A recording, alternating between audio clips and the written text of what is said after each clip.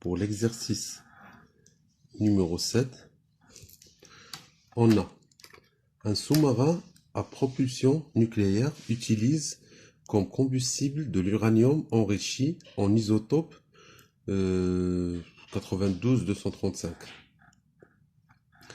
Un noyau d'uranium subit une réaction, la réaction d'équation. Alors on a l'équation de la réaction, c'est un neutron plus l'uranium, il va nous donner le cesium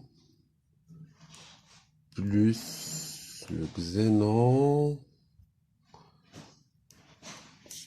et plus un certain X de neutrons.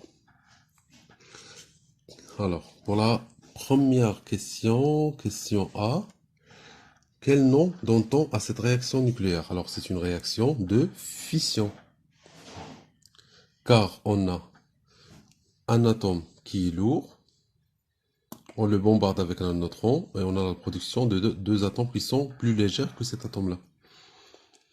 Alors, pour la B, indiquer la constitution du noyau d'uranium. Alors, constitution d'un noyau d'uranium, 92-235. Alors, on a les électrons, les protons, les neutrons et les nucléons. Il y a 92 électrons, 92 protons. On a 235 moins 92 qui donne 143 neutrons. Et on a 235 nucléons. Pour la question C, il nous demande de déterminer la valeur de ce nombre X là. Alors, on a 1 plus 235 égale à 94 plus 140 plus X. 235 égale à 94 plus 140 plus X. Alors, c'est 236 égale à 234 plus X. Cela signifie que X égale à 2. Alors, pour la deuxième question, il nous demande de calculer en unité de masse atomique la masse des réactifs et des produits de la réaction. Alors, tout d'abord, on va calculer la masse des réactifs et la masse des produits. Alors, la masse des réactifs. Alors, on a quoi comme réactif? On a c'est le neutron et l'uranium. Alors, c'est la masse d'un neutron plus la masse d'uranium. Alors, on va trouver les masses dans les données. Alors, pour la masse d'un neutron égale à 1,0087 unités de masse atomique, plus la masse d'uranium, c'est 235,0439, qui nous donne, c'est 236,0526 unités de masse atomique. Pour la masse des produits, on a comme produit C, cerium et le xénon et les neutrons. On a deux neutrons. Alors, c'est la masse de Si 3894 plus la masse de Xe 54 140 plus 2 fois la masse d'un neutron. Ça va nous donner, alors ça et ça, tout ça, ils sont dans les données. Alors c'est 93,9154 plus 139,9252 plus 2 fois 1,0087. Alors le résultat c'est 235,800 258 unités de masse atomique. Pour la deuxième partie de la question numéro 2, on déduire la valeur d'une unité de masse atomique de la variation de masse lors de cette réaction. Alors la variation de masse, c'est delta M égale à la masse des réactifs moins la masse du produit. Ça va être égal à 236,0526 moins 235,858 qui est égal à 0,1946 unités de masse atomique. Alors, je vais la convertir en kilogrammes.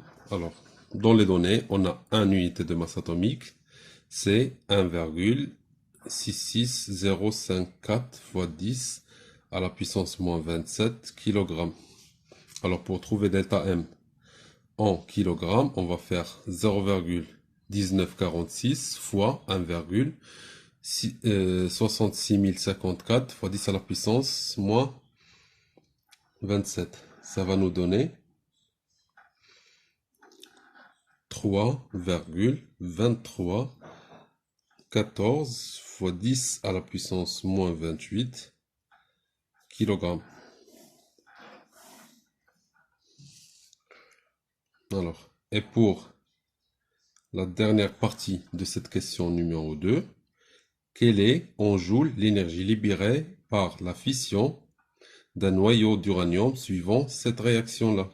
Alors, on a selon le cours et selon Einstein, E est égal à delta M fois C au carré. Delta M, on l'a en kilogrammes. Ça en joules et ça en mètres par seconde. C'est la vitesse de la lumière. Alors, on va faire 3,2314 fois 10 à la puissance moins 28 fois la vitesse de la lumière. Ils nous l'ont donné. Elle est dans les données. C'est 2,997925 fois 10 à la puissance 8. Le tout au carré. À l'aide de la calculatrice, on va trouver ces 2,904249 fois 10 à la puissance moins 11 joules. Maintenant, pour la troisième question. Alors, la troisième question. Le réacteur fournit une puissance moyenne de 150 MW. On rappelle que 1 watt égale à 1 joule par seconde. Question A. Calculer le nombre de noyaux d'uranium qui réagissent par seconde. Alors, le réacteur, il fournit une puissance moyenne de 150 MW. Si je veux le convertir en watts, c'est 150 millions de watts. Et on a ces 150 millions joules par seconde. Alors, un noyau d'uranium, il libère 2, ça fois 10 à la puissance moins 11 joules. Alors ça, c'est pour un noyau d'uranium.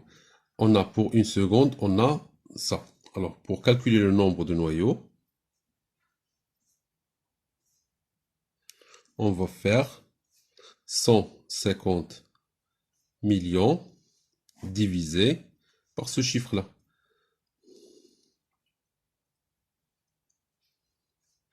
Qui va nous donner 5,165 fois 10 à la puissance 18 noyaux d'uranium.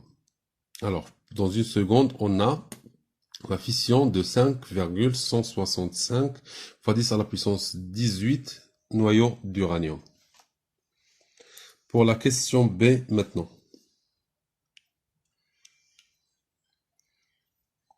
Alors, on déduire la valeur de la masse d'uranium consommée par seconde. Alors, on a un uranium. C'est 2 235,0439 unités de masse atomique. Alors, pour une seconde. Alors, la masse d'uranium dans une seconde. Consommée dans une seconde est égale. Alors, je vais faire ici S pour avoir en une seconde égale à la masse de l'uranium fois le nombre d'uranium. 5,165 fois 10 à la puissance 18. Alors, est égal à 1,214 fois 10 à la puissance 21 U. Ici, on veut le convertir en kilogrammes. On va faire la même chose. On va trouver qu'il est égal, on va le multiplier par 1,66054 fois 10 à la puissance moins 27. Et on va trouver qu'il est égal à 2,01584 fois 10 à la puissance moins 6 kg. Alors ça pour la troisième question.